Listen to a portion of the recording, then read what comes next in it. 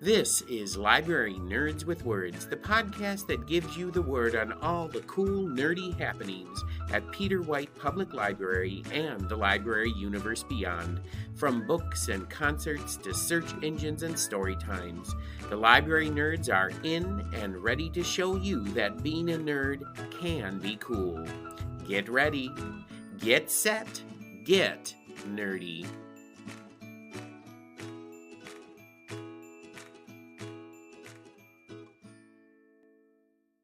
Welcome back to Library Nerds with Words, the podcast that gives you the word on all the cool things happening at Peter White Public Library and the library universe beyond, straight from the mouths of the people who know it best, library nerds.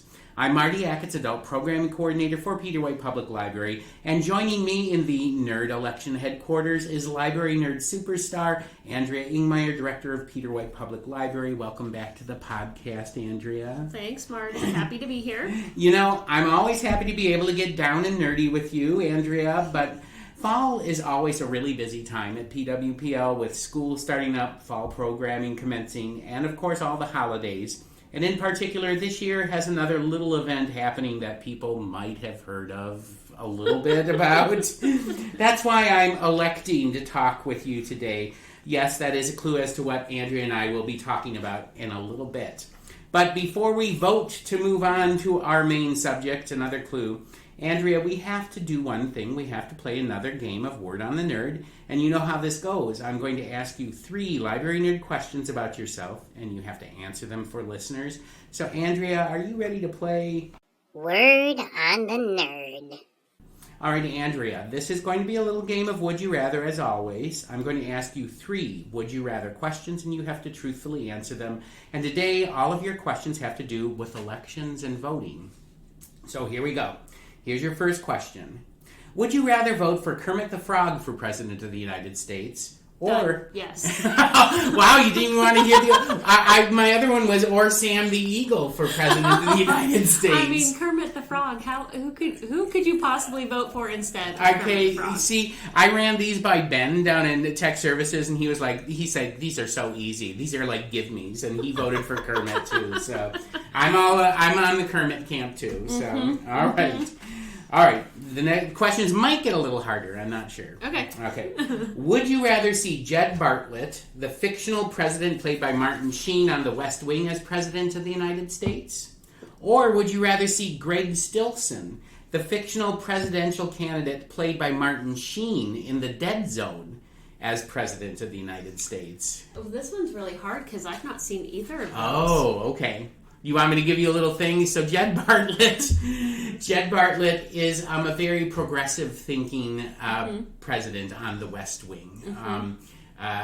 He's a Democratic candidate, and that's who he is. Greg Stilson is a presidential candidate in the Dead Zone who might start World War III. Well, then I guess there's an easy choice. See, yeah. I don't want to start World War III. But they were both played by Martin Sheen, which is so interesting. And he plays a really kind of very presidential president, and then he plays this other guy who is like a retired door-to-door salesman or something that picks dogs and stuff. So, Martin Sheen's good in anything. So absolutely. And I've heard West Wing is really good. It's just not something I've ever started watching. So see, once you start, you won't stop. Yeah. Because there's 7 seasons. I rewatched it this summer, and it's still really, really good. So, okay. All right. Yeah. I'll put it on my short list. All right. Here's your final question. And this might be the hardest for you. Would you rather be elected President of the United States, or would you rather be crowned Queen of England? That is hard. I would not want either of those jobs. Neither would I. But you have to choose this one. This is the worst, the best of the worst kind of situation. Yep. I think I'd go with the royalty. Okay. Yeah. Why is that? Just because you don't have to be elected, so you don't have to go through all of the candidate rigmarole. But it is a lifelong. It is a lifelong commitment. Whereas and that's a the downside. President of the United States, sure. 4 years or 8 years and then out. Yeah. So. Yeah. I don't know. I've seen The Whole Crown, and I feel like it's a thankless job, but also there is a level of what's the right word for this? Just the way in which the monarchy and religion and all of that is sort of mushy mashed together. Yeah. I mean, it is really unique. And actually, the crown, if you are the queen or king or whatever, you have to be like nonpartisan either way, so it doesn't really matter. Because you're not really there to uphold the government; you're there to uphold the monarchy, and also enforce the Church of England's rules and stuff like that. Right. But wow, you went in a different direction, because Ben was like 8 years out, I'm going to be president of the United States, and he was like, I would not want a life sentence. And I was like, I don't know. There's something to be said for both of those things.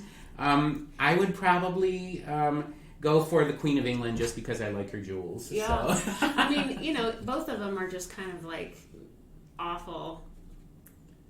Well, you're going to be put in situations you just don't want to be put in, no matter what. And everybody hates you at some point, or loves you, or loves you one day, hates you another day, and then goes back to loving you the next day. So, yeah, that is a question that I can't answer definitively. Today, I would say President of the United States. Tomorrow, I would probably say Queen of England. So, well, I tell you, the early part of the crown, I would have 100% said the Queen, just because, like, really, there was a time where the monarchy was really revered, and it was absolutely very, See, and I'm in the Olivia Colman seasons of The Crown, where things are not as easy as they were. I mean, not that the first part when she was first Queen of England was easy, but but I also like.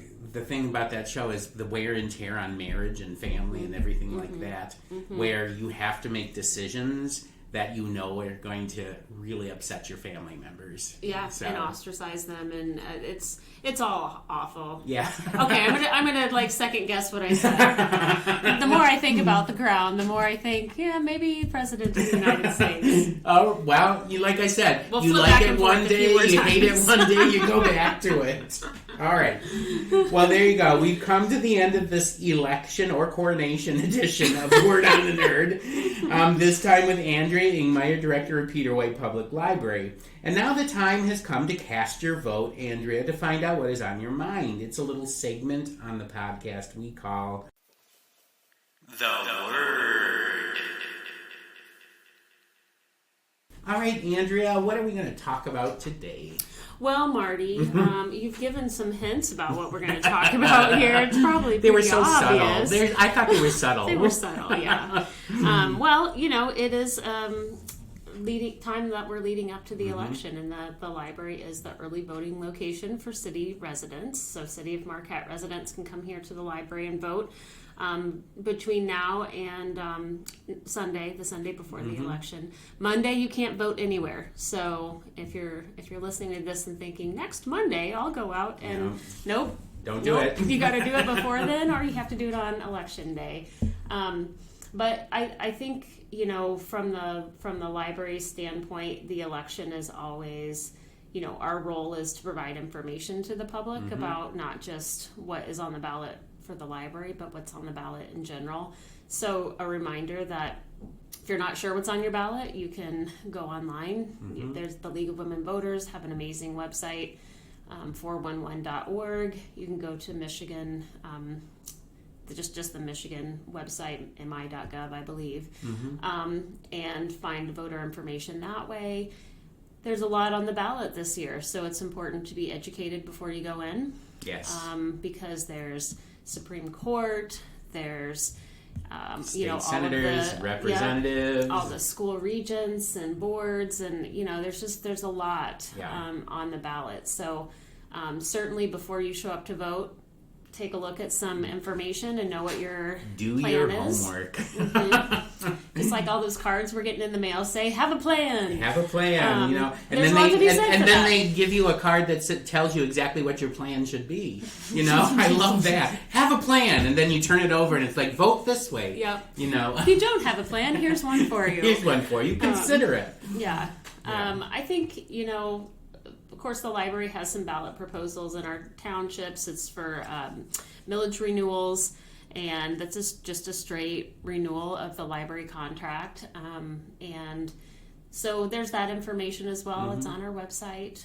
If anybody has questions. And it's not like the millages aren't asking for increases or anything. It's No. just staying the same. It's just a renewal. Yeah. Yep. So Marquette Township likes to put us on the ballot every 2 years. So for Marquette Township folks, this is a regular, just a part of our routine. Yeah. All the other townships are 4 years. So that's Chocolate, Sands, Scandia, and West Branch.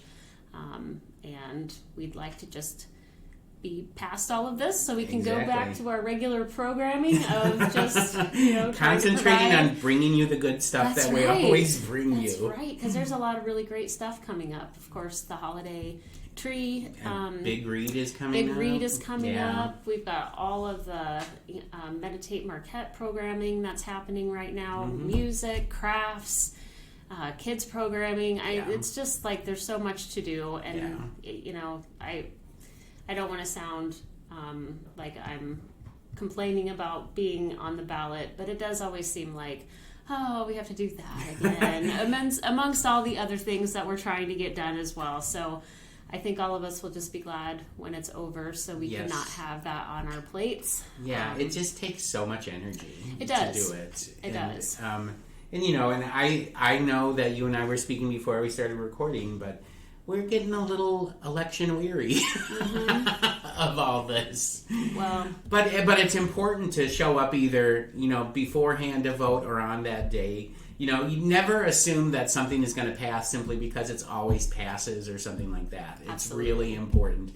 to get in there, make your decision, cast your vote, whichever way you're going to cast it, and do that so that your voice is heard, because there's not a lot of countries where you get an opportunity to do that. So that's so true. Yeah. And that's, kind of the double-edged sword of our democracy is that, you can have your voice heard, but you have to actually do it. Do it. you have to go through the steps. Yeah, don't be one of those relatives at Thanksgiving that are complaining about what happened. Then you say, "Did you vote?" And they say, "No." Right. Then, don't do that. We have nothing to say. We have nothing to say past the turkey and mashed potatoes, please.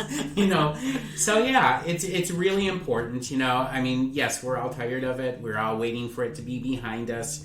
But we have a few days, and then we need to make sure that you get into the ballot and make whatever decisions you're going to make. Yep, absolutely. Absolutely. All right. Well, there you have it, fellow library nerds. You have heard the word from Andrea Ingmire, Director of Peter White Public Library, on the upcoming election on Tuesday, November 5th.